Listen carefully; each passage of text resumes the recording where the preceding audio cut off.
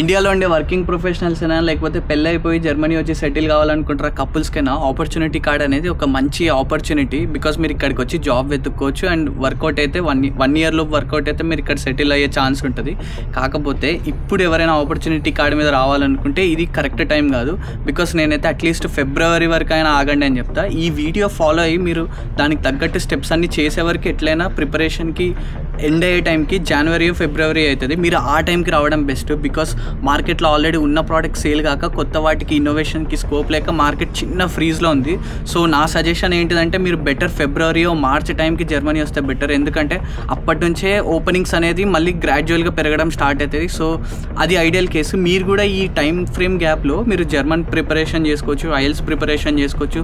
So మిమ్మల్ని మీరు ready చేసుకోవచ్చు. బట్ ఈ వీడియో నెక్స్ట్ వచ్చే వాళ్ళకి లైక్ ఇంకొక 4 months తర్వాత 5 months తర్వాత వచ్చే వాళ్ళకి చాలా హెల్ప్ఫుల్ అవుతుంది. అండ్ మాస్టర్స్కి ఎవరైతే వస్తున్నారో స్టూడెంట్స్ మీరు అస్సలు కంగారు పడకండి. బికాస్ మన ప్రైమరీ ఫోకస్ ఇప్పుడున్న జాబ్ మార్కెట్ గురించి కాదు, సబ్జెక్ట్స్, స్కిల్స్, దాని తర్వాత టెక్నికల్ సైడ్ పార్ట్ టైం కొట్టడం, ఇదే మన ఎజెండా. అండ్ ఆపర్చునిటీ కార్డ్ గురించి కంప్లీట్ డీటెయిల్స్ ఉంటాయి. మొత్తం ఈ వీడియో చూసేయండి. చాలామంది ఇండియాలో ఎవరైతే జాబులు చేస్తున్నారో లేకపోతే పెళ్ళైపోయి జాబ్ చేస్తున్నారో మీ అందరికీ ఏదో టైంకి ఉండింటుంది, అరే అబ్రాడ్లో చదువుకుంటే బాగుండేది, అక్కడ లైఫ్ ఎక్స్పీరియన్స్ చేసింటే బాగుండేది, లేకపోతే ఫ్యూచర్ జనరేషన్స్కి అక్కడే ఇచ్చింటే బాగుండేదే లైఫ్ అన్న ఒక చిన్న కోరిక అయితే ఉంటుంది. మీకు ఒకవేళ పెళ్ళి అయిపోయినా పెళ్ళి అవ్వకపోయినా జాబ్ చేసి 5-6 సంవత్సరాలు అయినా ఇప్పుడు మాస్టర్స్కే వచ్చి జర్మనీలో ఆర్ యూరోప్లో సెటిల్ కావాలన్న రూల్ అయితే లేదు. ఎందుకంటే జర్మనీ ఇప్పుడు ఆపర్చునిటీ కార్డ్ అని అయితే రిలీజ్ చేసింది. Why is Germany looking for skilled professionals from overseas? In Germany, we need skilled workforce, and we do everything to educate people, to train people in Germany, to give them a chance, and that's why we made a modern skilled labor law. And I'm here because India is a very important partner for fair migration for Germany. And ఇప్పటికి ఒకవేళ మనం ఇండియాలో ఒక 4-5 years experience పెట్టుకొని ఇప్పుడు masters రావాలంటే చాలా కష్టం నాకు తెలుసు. అంత గ్యాప్ వచ్చేసిన తర్వాత చదవాలంటే ఈ పాస్ అవ్వడాలు చదవడాలు మన వల్ల కాదే అన్నట్టు ఉంటుంది. సో అట్లాంటి వాళ్ళ కోసమే ఆపర్చునిటీ కార్డ్ అయితే లాంచ్ చేసింది జర్మనీ.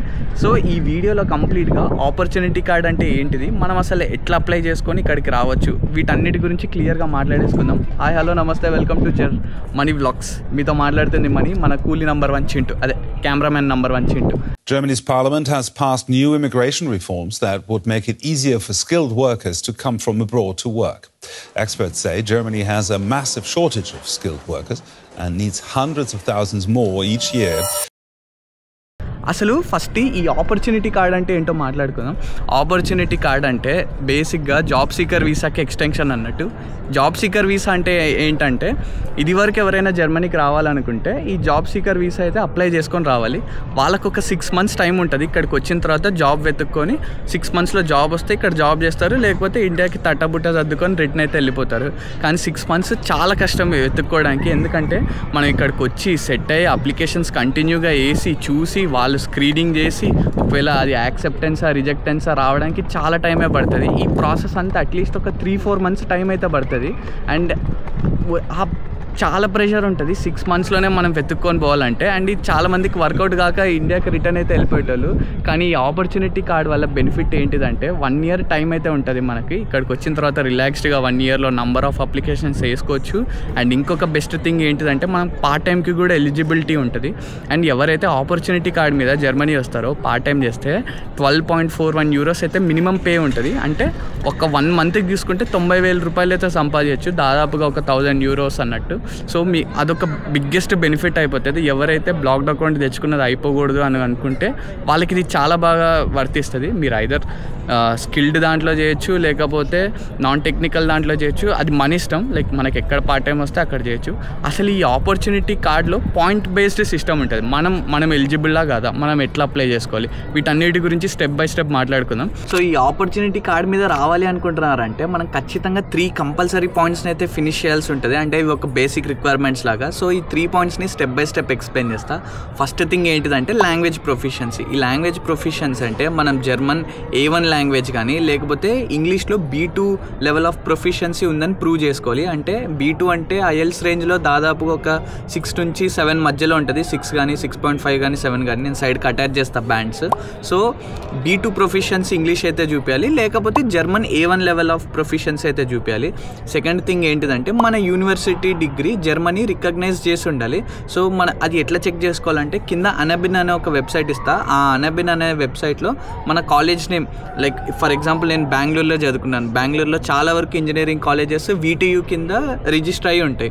సో నేను ఏం చేయాలంటే ఆ అనబిన్లో పోయి VTU విశ్వేశ్వరయ్య టెక్నాలజికల్ ఇన్స్టిట్యూట్ అని నొక్కితే ఆ విశ్వేశ్వరయ్య టెక్నాలజికల్ యూనివర్సిటీ ఉంటే అప్పుడు నా డిగ్రీ లైక్ ఆథరైజ్డ్ రికగ్నైజ్డ్ అన్నట్టు. సో మీరు కూడా అంతే, ఒకవేళ మీ ఇంజనీరింగ్ కాలేజ్ ఏదైనా JNTU కింద ఉంటే మనం వెళ్ళి ఆ JNTU కాకినాడ లేకపోతే హైదరాబాద్ లేకపోతే JNTU ఓకే అనంతపుర ఇట్లాంటి దాని పోయి ఆ కాలేజ్ ఉందో లేదో వెతుక్కోవాలి. అది ఉంటే ఓకే అన్నట్టు. అండ్ ఎవరైతే డిప్లొమా చేసినారో లేకపోతే వొకేషనల్ ట్రైనింగ్ చేసినారో మీ డిగ్రీ మినిమం 2 years 2 years ఉండాలి, minimum 2 years study period. And అది ఇండియన్ గవర్నమెంట్ రికగ్నైజ్ చేసి ఉండాలి మీ డిగ్రీ. సో అప్పుడు మీరు కూడా ఎలిజిబులే ఆ కేసులో. మూడో ఇంపార్టెంట్ థింగ్ ఏంటిదంటే మనం బ్లాక్డ్ అకౌంట్ అయితే చూపించాలి. జర్మనీకి మాస్టర్స్కి చేస్తున్న వాళ్ళు బ్యాచిలర్స్ చేస్తున్న వాళ్ళే కాదు, ఆపర్చునిటీ కార్డ్ గురించి వస్తున్న వాళ్ళు కూడా బ్లాక్డ్ అకౌంట్ అయితే కంపల్సరీ చూపించాలి.